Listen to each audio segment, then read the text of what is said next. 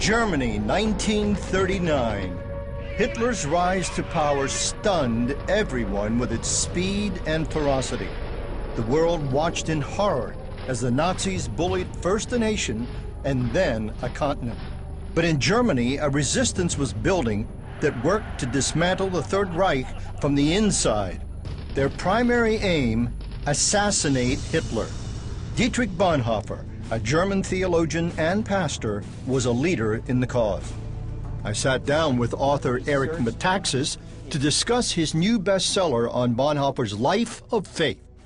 Bonhoeffer, subtitled, Pastor, Martyr, Prophet, Spy. Wow. Why Bonhoeffer? Why do you want to do this? Today, as Christians, we need role models. We need people. But there's something about Bonhoeffer. To me, he's the ultimate role model for Christians today. Bonhoeffer grew up in an educated and artistic family in Germany. His father was a distinguished brain chemist, while his brother worked with Albert Einstein to split the atom. Bonhoeffer chose the field of theology, and while doing postgraduate studies at Union Theological Seminary in New York, he was surprised by what he found, or rather, what he didn't find. In New York, they preach about virtually everything. Only one thing is not addressed, or is addressed so rarely, I have yet been able to hear it, namely the gospel of Jesus Christ, the cross, sin, forgiveness, death, and life. Yeah. That sounds like today. That's 80 years ago he wrote those words about the state of mainstream Protestantism in New York City. While he didn't find sound theology in most of the churches in New York, he was inspired when he went to Abyssinian Baptist Church in Harlem. And for the first time in his life, he sees African Americans worshiping the gospel preached with fire, with power. Everything about it touched his heart, moved him, and so he went every single Sunday, not just to worship, but to teach Sunday school. I think he also taught some adult Sunday school, so he got very involved. White German in a black church at the beginning of the 1930s, right? It's amazing. Yeah. It's amazing. He really was gripped by the whole idea of the racism and race relations in the U.S. There was nothing to compare this to in Germany. In other words, this was an American problem.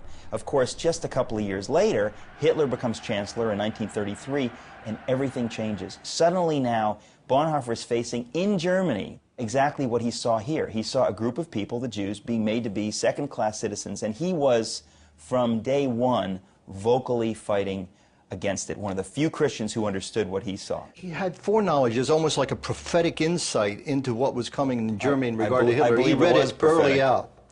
I believe it was a prophetic insight. And it cost him. It always does. To try to tell the German church, what became the Reich Church, that Hitler was evil, nobody was buying this. No, it's a stunning thing to see how the churches and how the conservatives were co-opted and snowed by Adolf Hitler. Hitler was a genius in that he was profoundly cynical to the bottom, and he used the churches brilliantly. Bonhoeffer helped found the Confessing Church, which opposed Hitler and the Third Reich, primarily their anti-Christian and anti-Jewish stands. But even with the Confessing Church, Bonhoeffer was almost alone in recognizing the depth of the problem. He was always a step ahead and trying to rally them, and a few times he succeeded, but mostly he was alone. Another issue that obviously came to the fore was the identification with the gospel comes first to the Jew, then to the Gentile. That cost him. Bonhoeffer is reading the scriptures and trying to show his fellow Christians that in the church there is neither Jew nor Greek, there's neither Jew nor Gentile.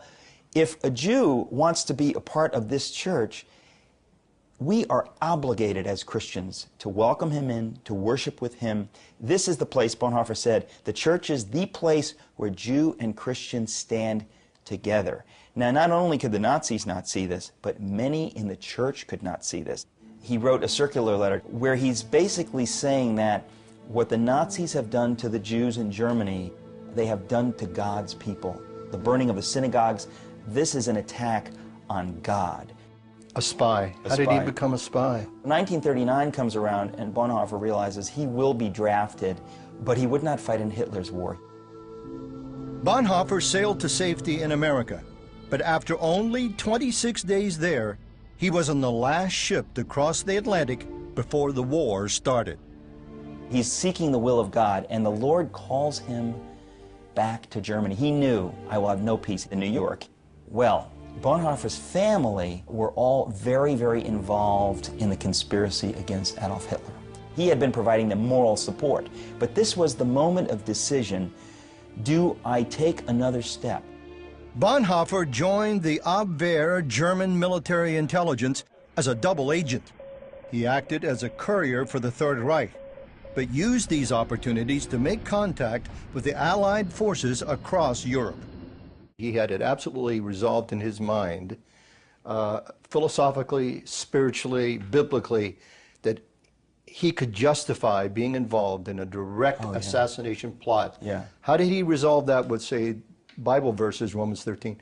It said you're supposed to obey those in authority. Even many good Germans had no idea what was really going on, but Bonhoeffer knew. And he thought, if I, as a Christian, am unwilling to get my hands dirty to protect scores of thousands and millions of innocent Jews, I will not be able to stand before a holy God. And to have some fussy theological argument about, well, do I do this? Sometimes God requires you in obedience to take action. But before the assassination plan could be carried out, Bonhoeffer was arrested and sent to Tegel military prison. He was involved in trying to get a number of Jews out of Germany to safety. Bonhoeffer was still in prison awaiting trial on July 20th, 1944, when the plot to assassinate Hitler failed. Now the entire conspiracy, which has been working for on and off for practically 10 years, is completely exposed. At that moment, of course, Bonhoeffer's days are numbered. Bonhoeffer was transferred to a Gestapo prison and then to a concentration camp. On April 9th, 1945, with the sound of American guns in the distance, Bonhoeffer was executed by hanging under the direct order of Hitler. Less than 3 weeks later, Hitler committed suicide and Germany surrendered to the Allies. It's really tempting for us to look at this as a great tragedy. It's so sad, but I think that Bonhoeffer himself would rebuke us for having that point of view. And he would say, yes, there's a sadness, but to serve God with everything you have unto death is the greatest joy of life. What's the message of his legacy to 21st century Christians or non-Christians? He's the ultimate witness to a world that is not Christian, that he calls people to God with an authenticity that is literally, in my experience, unique.